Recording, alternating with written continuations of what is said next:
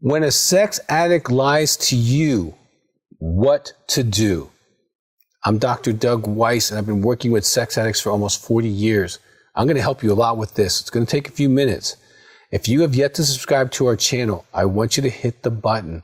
If you have a question, put it in the box, because if you are living with a sex addict who is lying to you, you're going to want what we got to talk about. Well, let's get right in it. Sex addicts do lie. They lie when they're in their addiction, and they might even lie early in recovery.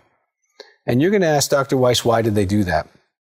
Well, in this information I'm going to give you, I'm going to kind of sticky some other products that we have that answer some of these questions, because some of them take 1 or 2 hours to answer. But they lie because when an addiction of any type enters a man or woman's life, they get robbed of 3 major areas of development: spiritual, emotional, and moral. Moral is the right and wrong thing. And the addict is generally developmentally about 14 on average. And so they are the kind of mindset, and they can be 60. They can be a man or a woman. They could be 60 years old, but they're going to, like, you caught them in a lie, and they're going to ask kind of like a teenager would, who you found pot in their room, and you would say, you know, why do you have pot? And they would say, why are you in my room? And you would go, what are we talking about? Okay. And so sometimes they will start to blame you and make you the problem. There's a gaslighting YouTube that you can watch on our channel, and that'll help you go through that. But they're lying oftentimes as a reflex. And the reflex serves a few purposes. One, it protects the addiction. It protects their medicine, whether that's an affair, whether that's strippers, whether that's them being on websites, chat rooms, Facebook groups, or masturbation, pornography, whatever their particular flavor of sex addiction is, it will try to protect that supply. No, I didn't talk to him. No, I didn't talk to her. No. And while I'm looking at the text, yes, you did. Oh, well, it wasn't personal, you know, and you'll get into this crazy making conversations because you're dealing with a 14-year-old. So the first thing I want you to do is lower your expectations that you're dealing with an adult. You're not. Adults don't need addictions. Adults don't medicate their pain. They process it. They feel it. They talk about it. They move through it. They deal with it. Someone who is immature doesn't. They medicate. And so you're dealing with an adolescent male or female, and so they are irrational, and they do lie. They lie to protect their addiction. Number 2, they lie to protect the image of themselves. They lived in object relationships. Okay, I have a great DVD, mostly aimed for the women audience, but men will get a lot of it as well. When you marry a child, don't expect a man right away. And I walk through a lot of this stuff in great detail. I think it's almost 2 or 3 hours long. But they're trying to protect the image of their self. They live in object relationship with self. And so they want to be a good self and not the bad self. And they live in a dichotomous life. There's the secret world over here where they do the naughty stuff. And then they're the good boy, sometimes even religious or religious woman. They might sing in the choir or do all kinds of things and have the good image thing. And they don't want anything to hurt that image, including with themselves. They want to be in that image, even though they're over here doing very inappropriate things for hours, okay, and costing sometimes lots of money. But they don't want these two worlds to intersect. I'm good when I'm over here, and I have my naughty side. And so they lie to protect that. They don't want to be integrated. Now, that's some of why they lie. And if you want to know why people lie, I have a DVD. And again, this is aimed more towards understanding why men lie. But if you have a female sex addict, you're in a lot of pain, sir. You are being lied to. And this video, even though it's called Why Men Lie, would definitely help you. I go through about 12 or 14 different reasons, including personality disorders, including several reasons why people lie. So, when they actually are presenting the lie to you, the first thing you want to do is stay regulated. Stay calm. Because if they can get you into a lot of anger or hurt or disbelief, or they can move you into this emotionally very strong place that you can't manage your emotions, you're going to get off topic. And it's going to get confusing. And it's going to be one of those 2 or 3 hour things. And you may even forget where you started. Even though you have the proof right there in your phone, in your hand, a picture, it wouldn't matter. You're going to get off topic. So stay emotionally regulated. If you have problems with emotional regulation, get the book Emotional Fitness. Okay? They'll really help you with that. But you have to stay calm.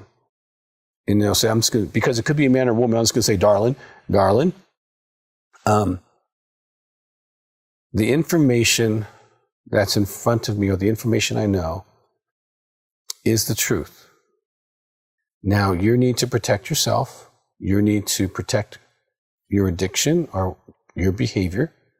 I understand that. Because you're addicted, you have to lie. Now, I'm inviting you to mature right now and just tell me the truth. Now, that may or may not work. So then you got to go another step. Say, okay, let's suppose for a moment that you're not lying and that I am obsessing about this and that I'm the problem. Okay? I need your help. I want you to take a polygraph to verify the information that you're telling me is the truth. Now, I am telling you, I've probably done close to 3,500 polygraphs in my career. 3,500. And so I've given this opportunity to at least that many sex addicts, male and females. And the people that have nothing to hide, this is their response. Oh, that's a great idea, Dr. Weiss. And I can tell you there's been some legitimate cases where the wife or husband was totally wrong. They didn't have the affair, they didn't cheat, they didn't do the porn for 5 years, they've been clean, and they feel very justified in declaring that they're free, and the spouse goes, okay, I was wrong. And it's over. It's over. Now, about 50% or more of the time, I will have a reaction where they will start to kind of pull back, do this, and you can tell they're trying to think, how do I get out of this trap? Dr. Weiss just set me up to prove that I'm being honest, and I can't say yes because I know I'm lying. And right now, I think my spouse might even think I'm lying, and now I'm really toast. So maybe they'll get angry. Maybe they'll say, you'll never trust me. You're the problem. And you say, okay, but then you can still take the test and help me. If you pass it, I won't bring it up again. That's the deal. If they move in that direction, they start getting angry, upset, or are silencing, controlling you, getting aggressive with you. You are most likely, and I'm telling you from 3,500 experiences, you are almost always going to be dealing with someone who's absolutely lying. Now, there could be a slim chance it's not true, but those who refuse to take polygraphs on Monday, because we do intensives and they give that opportunity. And if you're dealing with an addict who lies to you, I would highly recommend that you come to an intensive, because we do polygraphs here and then get well. And also we do the neuromodulation stuff that you can get, because as a partner of a sex addict, look up partnerbetrayaltrauma.org. I did a great research project. There's a book, video, all that stuff on there for you to heal.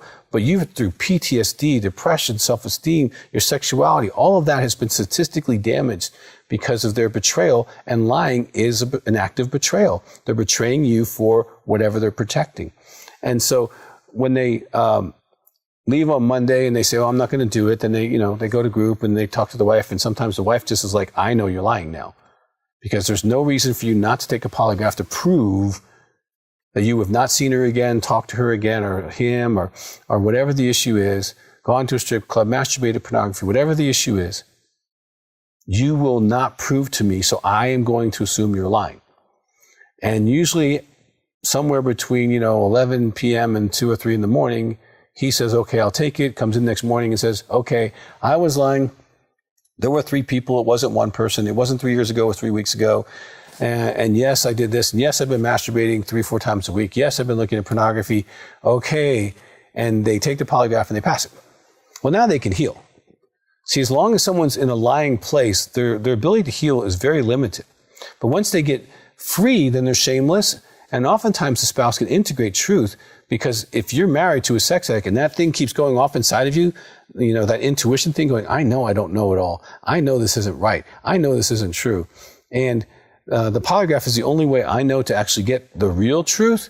But just asking the question is a great strategy, because the reaction will tell you, for the most part, if they're lying to you or not. And if they are, then you have to think through what you need to do. And if you're a spouse of an addict, you might want to make a phone call to one of the counselors. Call our office, 719-278-3708. This is what we specialize in. Okay? I'm the president of the American Association for Sex Addiction Therapy. We have 3 45-hour trainings on sex addiction, intimacy, anorexia, partner betrayal trauma. I train counselors around the world. My team is excellent at dealing with these issues. So you don't want to stay in a situation where lying is continuing, because sadly, it could be the lying that can actually kill the relationship. Now, early on, there might be a bump or two. I'm not saying that's a good thing, but it can happen. But if they're moving towards being honest, getting in recovery, they're in a group, they're doing things they need to do, okay, keep trying to move forward as much as you can. But if they keep lying, you need to get help for you.